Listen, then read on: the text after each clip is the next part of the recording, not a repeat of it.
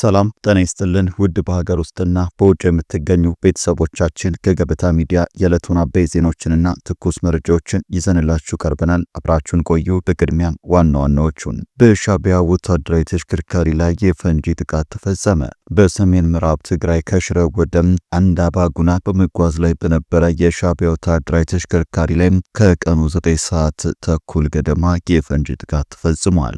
በጥቃቱ 7 የሻዕቢያ ወታደሮች ወዲያውኑ ሕይወታቸው ያለፈ ሲሆን ቁጥራቸው በውል ያልታወቁ ከባድና ቀላል ቁስል እንደደረሰባቸው ተሰምቷል። ተሽከርካሪዎችም ከጥቅም ውጪ መሆኑ ታውቋል። ጥቃቱን ማን ፈጸመው? ተሰሙታላችሁ። የወልቃይት ህዝብን ለህወሓት አሳልፎ ለመስጠት በማለም ፋኖ ወልቃይት ላይ ትናንት ጥቃት ጀምረዋል። የፋኖ ታጣቂዎች ከህወሓት ጋር በሚስጥር የደረሱበትን የወልቃይት ጠገዴን መሬት አሳልፎ የመስጠት ስምምነት ተግባራዊ ለማድረግ ከትናንት ጀምሮ ጥቃት መጀመራቸው ታውቋል። ታጣቂዎቹ በወልቃይት ጠገዴም እምባጋ ላይ በተባለ ቀበሌ ላይ ጥቃት ከፈቱ ሲሆን ይህም የፋኖ ወልቃይትን በኃይል ተቆጣጥሮ ለህወሓት ለማስረከብ የገባውን ቃል ወደ ተግባር መለወጡን የሚያረጋግጥ ነው ተብሏል። ታደምጡታላችሁ። በሌላ በኩል በሰሞኑ ውጊያ እርስ በርሱ የሚጋጭ ተደጋጋሚ መግለጫ እየሰጡ የሚገኙት የትግራይ ክልል ጊዜያዊ አስተዳደር ጀነራል ታደሰ ወረደ ጦር ያዘመትኩት ለውጊያ አልነበረም ብለዋል። ጀነራሉ ለክልሉ ቴሌቪዥን በሰጡት መግለጫ የታጠቀው ኃይል ወደ ላይኛውና ታችኛው ጠለምት የተንቀሳቀሰው ለጦርነት ሳይሆን አጀንዳው እንደገና እንዲነሳ ለማድረግ እንደነበረ ገልጸዋል። እስከ አፍንጫ የታጠቀ ሰራዊት አዝምተው ለውጊያ አልነበረም ማለታቸው ማነጋጋሪ ሆኗል። እስከ ዝግጅታችን ፍጻሜ አብራችሁን ስትቆዩ የምታደምጡት ሌላኛው ጉዳይ ነው።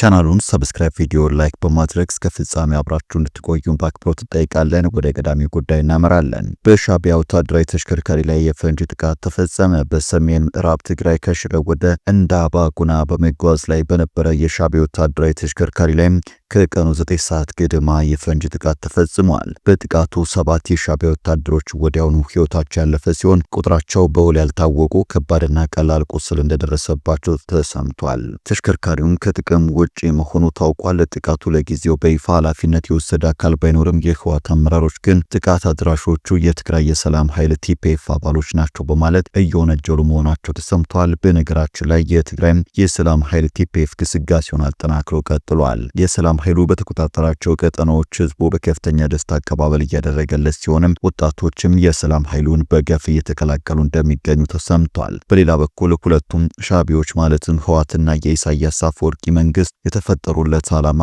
የሆነውን ኢትዮጵያ የጀመረችውን የጉዞ አሰብ ፕሮጀክት ለማደናቀፍ ጽምዶ በሚል ባለፉት በርካታ ወራት ሲያደርጉ የነበረውን ዝግጅት በማጠናቀቅ የፈረደበትን የትግራይ ወጣት በተለያየ አርሚ በግዳጅ አደራጅተው እየነዱ ወደ ጠለምትና አፋር አካባቢዎች ይፋዊ ጦርነት የጀመሩ ሲሆንም በጦርነቱ የአስመራውና በአድዋ የከተመው ሻዕቢያ በግብጽ ደጀንነት የተቀናጀ ጥቃት ለመክፈት በቅተዋል። ላለፉት 50 ዓመታት የትግራይ ክልልን ኢትዮጵያዊ ወጣት ለነ ሻዕቢያ ግብጽ ኢትዮጵያን አፈራርቶ ከቀይ ባህር የማራቅ እንዲሁም ኢትዮጵያን አዳክሞ ኢትዮጵያ በቢሊየን ሜትር ኪዩቢክ የሚቆጠር የአባይን ውሃ ተጠቅማ በሚሊየን ሄክታር እርሻዎቿን በዘመናዊ መስኖ አልምታም ለዓለም የሚተርፍ እህል እንዳታመርት የአፍሪካ ኤሌክትሪክ ኃይልና የሀብት ማማ እንዳትሆን የተሸረበ የሺህ ዘመን ሴራ የተጠመዱ ጽምዶች የትግራይ ወጣት የገዛ ሀገሩ ኢትዮጵያ ልታጠፋ ነው ልትወድም ነው እየተባለ ባለማወቅ ፈንጅ ላይ የተረማመደ ባሩድ እያበላው ሲረግፍ ኖሯል።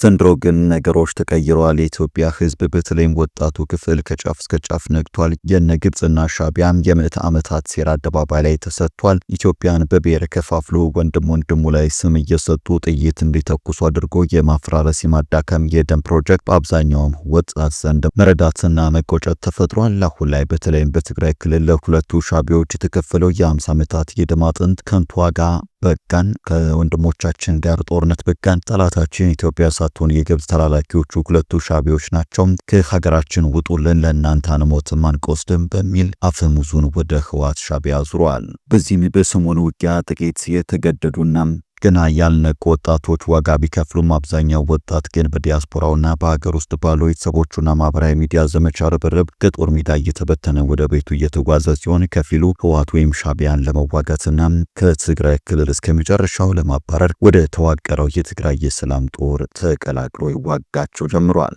ከዚያ ባለፈም እምቢኝ ባሉት የሻዕቢያ ምልምሎችና አሽከሮቻቸው ላይ በሚያዋጉት ጦርም ሆነ ከባድ የጦር መሳሪያዎች ሲያንቀሳቅሱ ሲያከማቹ በነበሩት ኃይላትና ለወራት በተጠረቀሙ የከባድ ጦር መሳሪያ ዲፖዎች ላይ የኢትዮጵያ መከላከያ ጦር በድሮንና እግረኛ በወሰደው ፈጣንና የተቀናጀ እርምጃ ከፍተኛ ኪሳራ በ3 ቀናት ውስጥ ብቻ የደረሰባቸው ሲሆን ለመበተን ተገደዋል። ግብጽና ሻዕቢያም ጸረ ድሮን ብለው በብዙ መከራ ያዘጋጁት መሳሪያም ሆነ ምንም አይነት ኃይል ከኢትዮጵያ አየር ኃይል ቴክኖሎጂና ከእግረኛው ነበልባል ጦር ክንድ ሊያድናቸው እንደማይችል ያረጋገጡ ሲሆን መጨረሻቸው መድረሱን አረጋግጠዋል።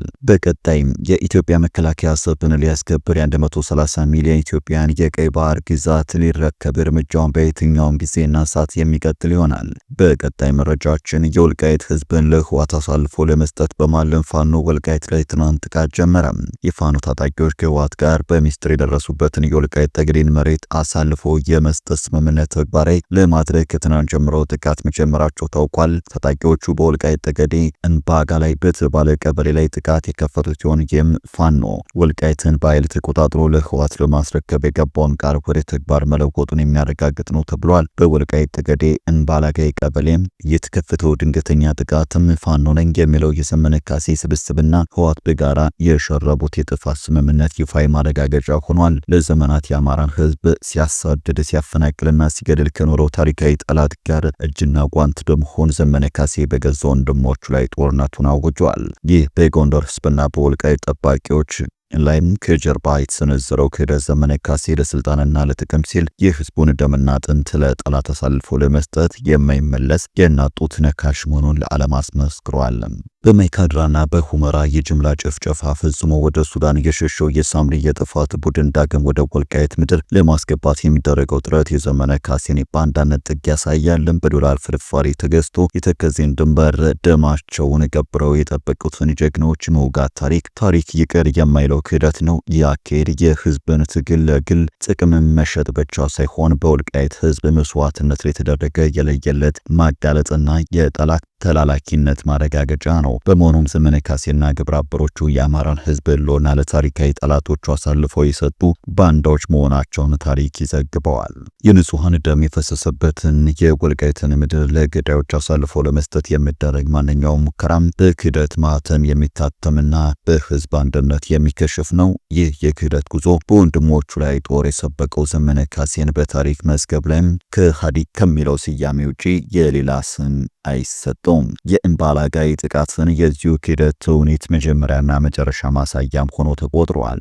በቀጣይ መረጃም በአማራ ክልል ወልቃይት ጠገዴ ሰቲት ሁመራ ዞን ህወሓት በአማራ ክልል እያደረገ ያለውን ህገወጥ ወረራ በመቃወም እምቢ ለዳግም ጦርነት አንወድቅም በሚል መሪ ቃል ህዝባዊ ሰልፍ በሰቲት ሁመራ ከተማ ተካሂዷል። ሰላም ለህዝባችን፣ ለእናቶቻችን፣ ለአረጋውያን፣ ሰላም ለኢትዮጵያ የሰልፉ ዓላማ ነው ያሉት የዞኑ ምክትል አስተዳዳሪና ሰላምና ጸጥታ መምሪያ ኃላፊ ኮሎኔል ደመቀ ዘውዱ ህወሓት የወራሪነትና የተስፋፊነት እኩይ ሴራውን እንዲያቆም የሚያወግዝ ሰልፍ ነው ብለዋል። የህወሓት ቡድን የጦርነት ትንኮሳውን ሊያቆም ይገባል ብለው የወልቃይት ጠገዴ አማራ ህዝብ ሰላም እንጂ ጦርነትን አይመርጥም ሲሉ ተናግረዋል። ይህንን ጦረኛ ቡድን ሁላችንም ሰላም ወዳድ ኢትዮጵያ ልንወግዘውና ልንቃወመው ይገባል ብለዋል። በሰላምና በውይይት እንጂ በኃይል የሚመጣ የለም ብለው አማራዊ ማንነታችን በህግ አግባብ ለማጽናት እየሰራን ነው ሲሉም ተናግረዋል። ሰላምን በመደገፍ ጦርነትን በማውገዝ ከፌዴራል መንግስቱ ጎን በመሆን ከመላው ህዝባችን ጋር ለኢትዮጵያ ብልጽግና እየሰራን ነው ብለው የትግራይ ህዝብ ይህንን ጦረኛ የህወሓት ቡድንን ሊያወግዙ ይገባል ሲሉ አሳስበዋል። ሰላም ወዳዱ የወልቃይት ጠገዴ አማራ ህዝብ መንግስትን በመደገፍ ጦርነትን በማውገዝ ድጋፋችን ያሳየንበት ሰላማዊ ሰልፍም ነው ብለዋል። የወልቃይት ጠገዴ አማራ ህዝብ አማራ ነኝ በማለት በህወሓት ያገዛዝ ዘመን ሲሳደድ ሲገደል ቢቆይም የእውነት ጊዜዋ ደርሶ ነጻነቱ በተከበረ ክንድ አውጇል ብለዋል። የተከዜ ዘብ ሁሌም የሀገሩን ዳር ድንበር በቅንጅት እያስጠበቀ ያለ ኃይል ነው ብለው ሰላምን በማወቅ በኃይል ለሚመጣ ኃይልም በተጠንቀቅ ላይ ይገኛል ሲሉ አንስተዋል። ምንለው የአማራ ህዝብና ፍትህ ወዳድ ኢትዮጵያን ይህንን ጦረኛ ቡድን ኃይሎችን በማውገዝ ለሰላም በትብብርና በቅንጅት ልንሰራ ይገባል ሲሉ አስገንዝበዋል። የወልቃይት ጠገዴ አማራ ህዝብ አማራዊ ማንነቱ ለማስከበር በርካታ የህይወት መስዋዕትነት ከፍሏል ያሉት የሰቲት ሁመራ ከተማ ከንቲባ አቶ እንኳየነው ሙሉ የወልቃይት ጠገዴ ህዝብ በአማራነቱ ብቻ ያለምንም በደል በህወሓት ቡድን ያልተፈጸመበት ግፍና በደል የለም ብለዋል። ህወሓት የፕሪቶሪያውን የሰላም ስምምነት በመጣስ በአማራ ክልል አዋሳኞቹ የጦርነት ትንኮሳ እያደረገ ነው ብለው ሀገርን ለማፍረስ አሁንም እየሰሩ ነው ብለዋል። የወልቃይት ጠገዴ ህዝብም ዛሬም እንደ ትናንቱ በመተባበር ነጻነቱን በማስቀጠል አማራዊ ማንነቱ በህግ አግባብ ለማጽናት በቁርጠኝነት ይሰራል ብለዋል። ለዳግም ጦርነት አንወድቅም፣ በቅንጅት እንሰራለን ሲሉ አክለዋል። የወልቃይት ጠገዴ ህዝብ አማራንን እንጂ አማራ እንሁን አላልንም በማለት ሲታገል ቆይቷል ያሉት ሰልፈኞቹ በመተባበር ነጻነታችንን አውጀን ከግፈኞች የህወሓት አገዛዝ ነጻነታችንን አረጋግጠናል ብለዋል። የወልቃይት ጠገዴ ህዝብ ከህወሓት አገዛዝ በፊት የጎንደር በጌ ምድር አካል ሆኖ ሲተዳደር መቆየቱ ታሪክ ያስረዳል ብለው ህወሓት የሀገሪቱን መንበረ ስልጣን ሲቆናጠጥ የወልቃይት ጠገዴ ህዝብ በኃይል የትግራይ አካል በማድረግ ሲሰራ መቆየቱን አስታውሰዋል። የወልቃይት ጠገዴ ህዝብ ባለፉት የህወሓት አገዛዝ ሞትና ስቃዩ ሳይበግረው በጽናት በመታገል ነጻነቱን አረጋግጧል። እኛ ሰላም ፈላጊዎች ነን ብለው አማራዊ ማንነታችንና ነጻነታችን በኃይል ለመንጠቅ ለሚመጣ ኃይል ሁሉም የተከዜ ዘብ ዝግጁ ነው ሲሉ አንስተዋል። ጥያቄያችን ህጋዊና ፍትሃዊ ነው። መንግስት ጥያቄያችንን በሰላማዊ መንገድ ይመልስልን። የፕሪቶሪያው የሰላም ስምምነት ይከበር። ጦርነት በኢትዮጵያ ይብቃ። እምቢ ለዳግም ጦርነት። ሁላችንም የተከዜ ሰቦች ነን። አማራንን እንጂ አማራ እንሁን አላልንም። በህወሓትና ግብረ አበሮቹ ሴራና ተንኮል ሰላምና ልማታችን አይቆምም። በኢትዮጵያችንና አማራነታችን አንደራደርም። መከላከያችን የኢትዮጵያችን የህልውና ዘብ ነው። በደም የተከበረው ማንነታችን በህግና በላባችን ይጸናል የሚሉ በሰልፉ ላይ ከተስተጋቡ መልእክቶች መካከል ይገኙበታል። በመጨረሻም ጊዜ አስተዳደሩ የአየር ትራንስፖርት ለማስቀጠል የሚፈለጉ መሰረታዊ ቅድመ ሁኔታዎች ለማሟላት ኃላፊነት መውሰዱን ተከትሎ ከዛሬ ጀምሮ ወደ ትግራይ የሚደረገው በረራ ይቀጥላል።